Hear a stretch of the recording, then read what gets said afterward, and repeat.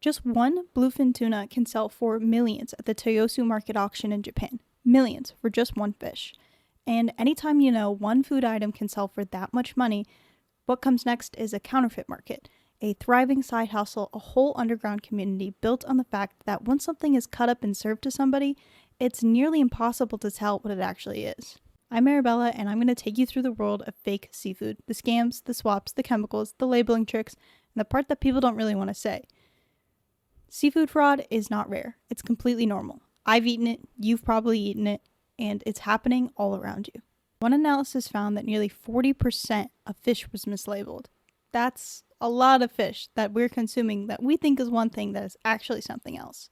That might be in a restaurant, passing a $3 piece of tilapia as a $17 red snapper, but it goes way beyond that. There are criminal rings smuggling fish all across the world, illegal fishing operations on high seas, and supply chains that are so messy, accountability doesn't exist. So how did counterfeit seafood become so widespread, and why is it so hard to catch these criminals? So let's start with crab. It's something that most people already understand isn't what they're eating because of imitation crab. Imitation crab is usually made from surimi, basically a seafood paste that's made of ground up whitefish. Typically, it's Alaskan pollock, which is the same thing that's in fish sticks and seafood sandwiches. The fish gets shredded into a dough-like texture, and they dump in salt, starch, sugar, and crab flavoring, which is usually made from seafood stock. And it's rolled into a log. Food coloring from tomato and paprika gives it a really red-orange look. And the thing is, this is totally legal as long as it's labeled as imitation crab meat. The problem is when it's not labeled, or it's presented in a way that it's clearly meant to be assumed by the consumer that it's real crab meat. Think crab ravioli, something where it's really chopped up and you can't really tell. It gets messier than that. Suppliers have been caught trying to label cheap crab from Asia like expensive regional crab. Typically, they label it as the Maryland blue crab. This is important because the price of the blue crab has been going up in recent years due to the decline in their population from environmental issues, and fraud gets more and more tempting as the prices rise and there's less of them to sell. The scam gets easy once it's processed. The meat is typically picked out and sold as lump crab, sometimes in a can, and you can't really tell what species it came from. And then you can't tell what it came from when it's baked into a crab cake. So if you want the real thing, buy the whole crab yourself, in season. And if you're buying packaged crab, look for details that have genus and species, countries of origin, caught versus farmed, because the more specific the label it is, the harder it is to lie without getting caught. Now, for my favorite fish, tuna. This is where the money gets insane. Bluefin is the most expensive kind of tuna because it's massive, fatty, and rare. In Japan, it's sold at a live auction in the Toyosu market, and the buyers have a few minutes to inspect it before bidding. In 2019, one tuna sold for $3.1 million. And of course, as demand rises and value rises with it, the incentives for illegal activity and fraud rise as well. Tuna are especially hard to manage illegal activity because they migrate. And tuna fishing happens across multiple jurisdictions, multiple different countries, which makes it really difficult to regulate because every other fisherman is just going to point fingers at a different jurisdiction at a different country. We don't know where the tuna came from. Then there are other frauds that hit regular customers, fake tuna at restaurants and grocery stores. Oftentimes, escolar is sold as white tuna. Escolar can have dangerous levels of mercury compared to tuna, so you kind of want to know how much of which you're consuming. And the escolar fish can cause digestive distress in a lot of people, so it's not as commonly sold. And this is happening in your grocery store and in restaurants. Carbon monoxide treatment is legal on fish in the US, and it makes the cut of fish look really, really bright red, which is banned in parts of Canada and Europe because it can hide spoilage in the fish. If you see bluefin tuna at a random supermarket for a bargain price, please be skeptical. Look at the label, look on the outside. Does it just say tuna? Does it say yellowfin somewhere? That's a big red flag if different pieces of the product say different things. If it's processed in one country but a product of another, this is also another red flag. Confusing labels are a feature. This is not a mistake. They are trying to confuse you and get away with this. Confusing labels are intentional, and if you see them, it's probably a scam. Now, scallops. Scallops are faked because they're expensive and actually kind of easy to counterfeit, and most people wouldn't notice. These fish criminals cut out circles of skate or other whitefish in coin shapes and pass them off as scallops. They inject saltwater solutions or brine them in order to make them look plump, heavier, and more expensive. The way to make sure you're getting a real scallop is to see it in the shell. and make sure you're buying it in season, and also really know a scallop. Watch a video of someone cleaning a scallop.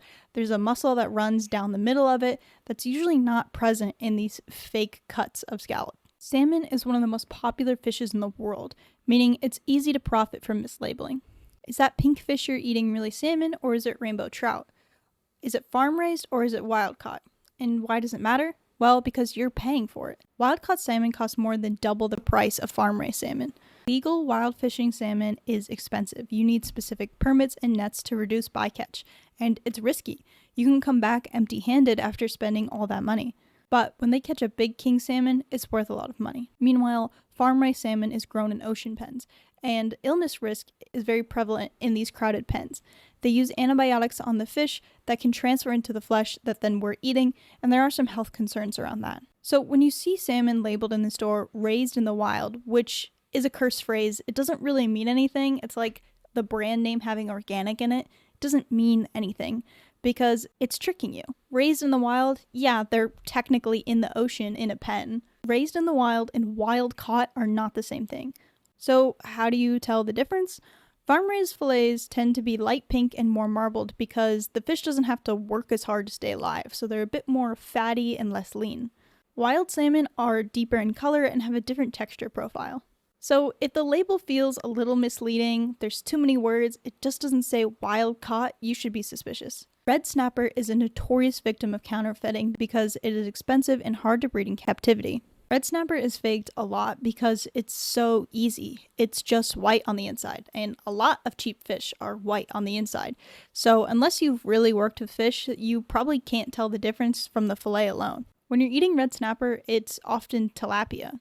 Tilapia can be a fraction of the price, and it's not as healthy as red snapper. My advice is to buy the fish whole, or at the very least skin on. And if you don't know how to break down fish, they'll usually do it for you at the seafood counter. Some differences in the overall shape of the fish, but it's kind of hard to know if that's the shape of the fish or maybe the person filleting the fish wasn't very good. If red snapper is always cheap, always available, and looks identical no matter where you go, you're probably not eating red snapper.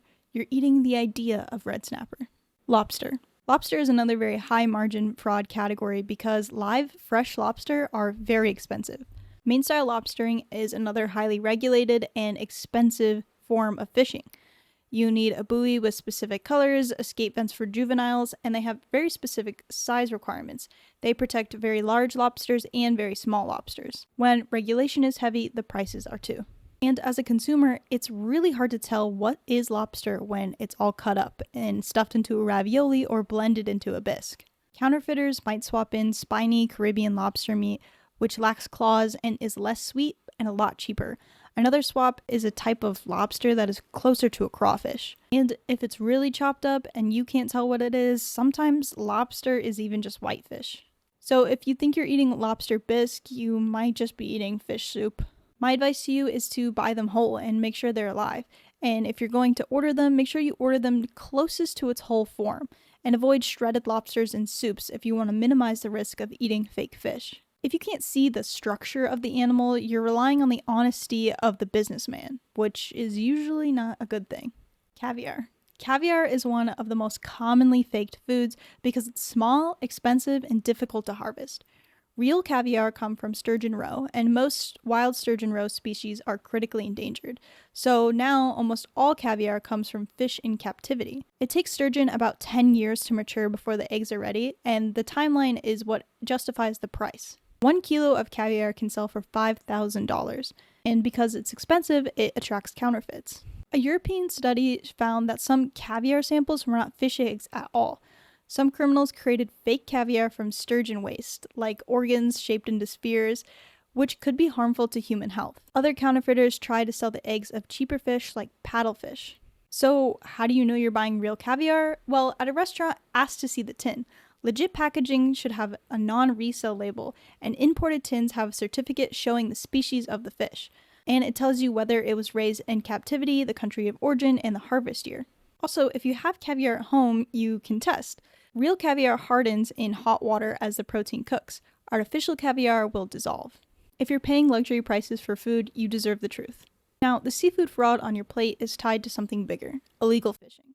Include ships fishing without a license, operating where they're not allowed to, or using illegal gear. A lot of this happens in the high seas, which makes up nearly 2/3 of the ocean, and no government is responsible. This means enforcement is weird, slow, and inconsistent, and sometimes just the Wild West of fishing. One of the most devastating parts about the fishing industry is the bycatch. Someone who catches shrimp can haul enormous amounts of not shrimp, and much of it just gets thrown back into the ocean, dead. Nearly 20 million protected or endangered animals get caught in the bycatch every year. This includes turtles and sharks. So the fraud isn't just for economic reasons, it's ecological and it's violent. These companies that fish illegally on the high seas often have their fishermen in terrible living conditions, inhumane hours, and they withhold their passport, making it human labor trafficking. If they respected these workers' rights, none of this would be profitable, which is why this is labor trafficking. The US imports about 80% of the seafood it consumes, but it only inspects 1 to 2% of the ports upon entry. Why does this keep happening? Well, the system is built for it. Low inspection rates plus a complicated supply chain plus high prices equals a crime buffet. So what's the takeaway? Fake seafood is not a weird niche scam, it's one of the most common food scams that people encounter. If you want to protect yourself, the best method is transparency. Buy whole when you can, ask for skin on, ask to read the tin, read the labels like someone is trying to lie to you because they are. And the price seems too good to be true, it probably is. So make sure you try and reduce your consumption of seafood, and when you do, try to choose a more sustainable option. But really, what I take away from all these seafood scams is that we're overpaying for fish that is just okay.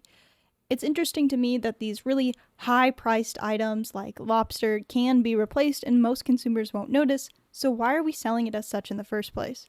If you put it on a plate with a fancy sauce, yeah, it's probably going to taste good, so why are we using red snapper to begin with if it has so many problems? Most seafood that we consume today and quantify as an expensive or luxury cut wasn't like that to begin with. It was usually the poor man's food. So yes, companies should be more transparent with what they're using, but consumers should be more open to eating different types of fish. Thank you guys so much for watching. I'm Arabella. Make sure you subscribe and check out my other videos and social platforms.